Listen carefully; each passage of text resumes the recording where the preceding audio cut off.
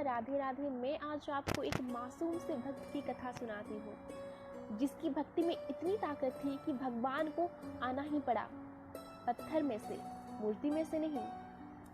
चलिए, एक गांव में एक लड़का और उसकी माँ रहती थी। 10-12 साल का बच्चा होगा वो, और उसकी माँ रहते थे। उस बच्चे का नाम था धन्ना। उसी गांव पे एक प्रवचन का आयोजन किया गया था, और वो दोनों बहुत गरीब थे, इसीलिए वो दोनों प्रसाद के लिए उस प्रवचन में गए थे। वो दोनों गए तो प्रसाद के लिए ही थे। पर जब माँ बेटे बैठकर वो कथा सुन रहे हैं, तब धन्ना बहुत मन ध्यान लगाकर वो प्रवचन सुनता है और भाव विफल हो जाता है। और उसके मन में भगवान जी के प्रति एक बहुत ही अलग सी भावना जागृत हो जाती है। वो चाहता है और जानना, बार बार वही एक एक बात को ध्यान से सुन रहा है, हर किसी से पूछ रहा है, भगवान ऐसे हैं वैसे हैं, सबसे पूछ रहा है। और ऐसे ही प्रवचन का 7 दिन खत्म हो गया, और जब प्रवचन खत्म हो गया तब वो बहुत दुखी था, और वो भगवान जी को ऐसे सुन नहीं पाएगा। तब जब आखिरी दिन था, तब जो प्रवचक जो थे स्वामी जी, उनके पास जाकर वो कहता है कि पंडित जी, आप मुझे बताइए कि भगवान की पूजा कैसे करनी है। मेरे पास तो कोई नहीं है, मेरे पास ठाकुर जी भी नहीं है, तो बताइए। तो वो जो स्वामी जी वो गुस्से में कहते हैं कि अपने जो पॉकेट में से, जो झुल्ले में से एक पत्थर को, छोटी सी नॉर्मल सी जो पत्थर को निकाल कर उसको दे दे, ये ले तेरा ठाकुर है, ये इसको तू पूजा कर। तो वो धन्ना तो बहुत मासूम, उसने तो कभी देखा ही नहीं है भगवान कैसे दिखते हैं, कैसे कुछ, वो तो मूर्ति भी नहीं देखी थी। तो अच्छा बोलिए स्वामी जी, मैं उसको पूजा कैसे करूं? तो वो जो स्वामी जी वो बोलता है कि नहा कर इसको नहाना और खिलाना, बस तुम्हारा काम खत्म है। और वो सिर्फ नहाना और खिलाना है। तो वो कहते हैं कि तुम खुद नहाने के बाद इसको नहलाना, और इसके खाने के बाद तुम खाना। ऐसा कहकर वो चले जाते हैं। उस पत्थर को देखकर, कोई भगवान नहीं था, वो छोटा सा पत्थर ही था, वो जो गोल गोल पत्थर था। वो धन्ना बहुत खुशी से अपने घर आ जाता है, और भगवान जी को वो जो पत्थर था उसको प्यार से नहलाता है, धुलाता है बहुत अच्छे से। उसके पास तो तुलसी का पौधा भी नहीं था, वो ऐसे पत्ते को तोड़कर उस पत्थर में चढ़ाता है। मिट्टी, उसके पास चंदन भी नहीं था, वो मिट्टी को उस पर चढ़ाता है।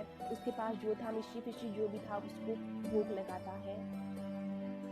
ऐसे ही वो जो और जब उसके खेत जाने की टाइम हुई, तो वो सोचता है कि मैं भगवान जी को घर पे क्यों बिठा दूँ, वो बोर हो जाएंगे, मैं उनको अपने साथ ही खेत लेकर जाता हूँ। ये कहकर वो उस पत्थर को लेकर खेत चला जाता है, और माँ ने जो 2 रोटी जो उसको बांध कर दी थी वो उसके सामने रख देता, आप खाओ, उसके बाद मुझे भी भूख लग रही है, मैं भी खाऊंगा।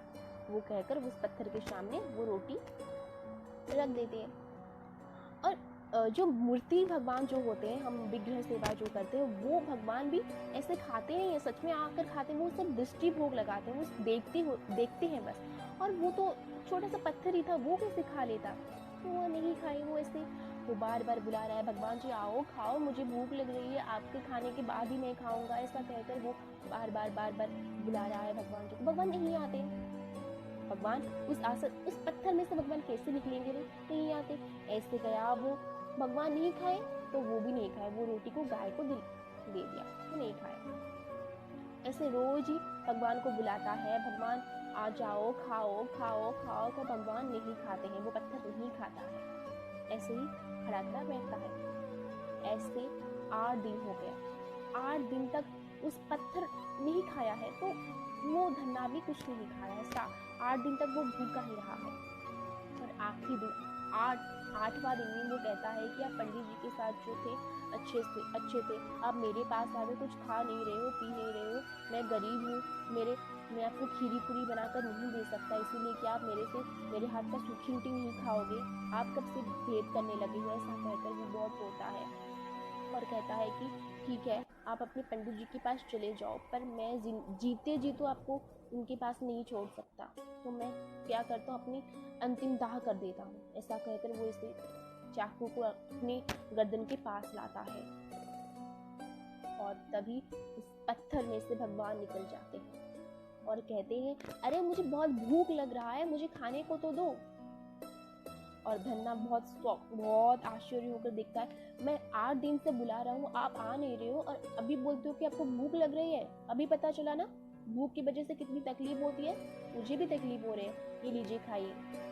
तब वो खा लेते हैं, वो दोनों की दोनों रोटी वो खा देते हैं और कहते हैं कि बहुत स्वादिष्ट है, तुम्हारी माँ ने बहुत ही अच्छी रोटी बनाई।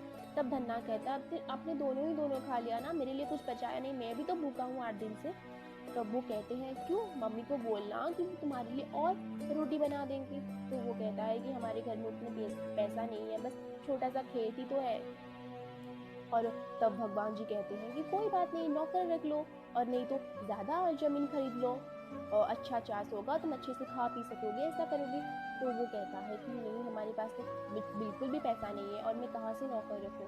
तो भगवान जी कहते हैं मैं हूँ ना, मैं करूँगा तुम्हारा सारा काम। तभी से लेकर भगवान उसके साथ हमेशा खेत में काम करते थे। भक्तवत्सल भगवान कैसे हैं, अपनी भक्त की सेवा के लिए वो खुद आकर खेत में काम करने लगते हैं और दिन बीतता जाता है और वो जो गरीब सा धन्ना बहुत बड़ा जमींदार बन जाता है। वही 10-15 सालों के बाद वो पंडित जी फिर से उसी गांव पे आते हैं और उसके पास जाकर धन्ना कहता है कि बहुत बहुत धन्यवाद आपका, आपके दिए हुए भगवान की वजह से मैं आज इस जगह पे हूँ। तब वो कुछ समझ नहीं पाते हैं, कहते हैं कि तू क्या बक रहा है। तब आसपास लोग कहते हैं कि सच में इसके साथ कुछ ऐसा हुआ है। तब वो धन्ना को बुलाकर बोलते हैं कि ठीक है, तुम्हारे पास जो भगवान आते हैं, जो काम करते हैं, तुम उसको मेरे पास लेकर आओ। तब धन्ना जाकर भगवान जी से विनती करता है कि भगवान जी आप चलिए मेरे साथ इस पंडित जी के पास। तब भगवान कहते हैं कि अगर तू मेरे को उस पंडित जी के पास लेकर गया तो मैं हमेशा के लिए तेरा साथ छोड़ दूंगा। आप सोचिए भगवान ने ऐसा क्यों कहा। वो पंडित जो है वो अपनी जिंदगी में बहुत साधना किया है, बहुत कुछ किया है, पर वो एक बहुत ही मासूम से बच्चे को झूठ बोला, एक पत्थर को पकड़ा कर भगवान का नाम दे दिया। उसमें कोई एकाग्रता नहीं थी, उसमें अहंकार था, मैं प्रवचक हूँ, ये हूँ, उसके पास अहंकार था। और वो जो भोला भाला लड़का जो था, अपनी जिंदगी में उसने कुछ भी सिद्ध नहीं किया, बस उसका मन जो पवित्र था, वो अपने सच्चे मन से, उसको कोई पूजा पाठ, कोई मंत्र सिद्धि कुछ नहीं पता था उसको, और भगवान उसके हाथ की कठपुतली हो गए। मेरे भगवान तो ऐसे ही है, कान्हा तो ऐसा ही है जो भक्त वत्सल है, हमेशा उनके पास जाता है, जो सच्चे मन से उसको बुलाते हैं, अहंकारी लोगों से वो हमेशा दूर रहता है।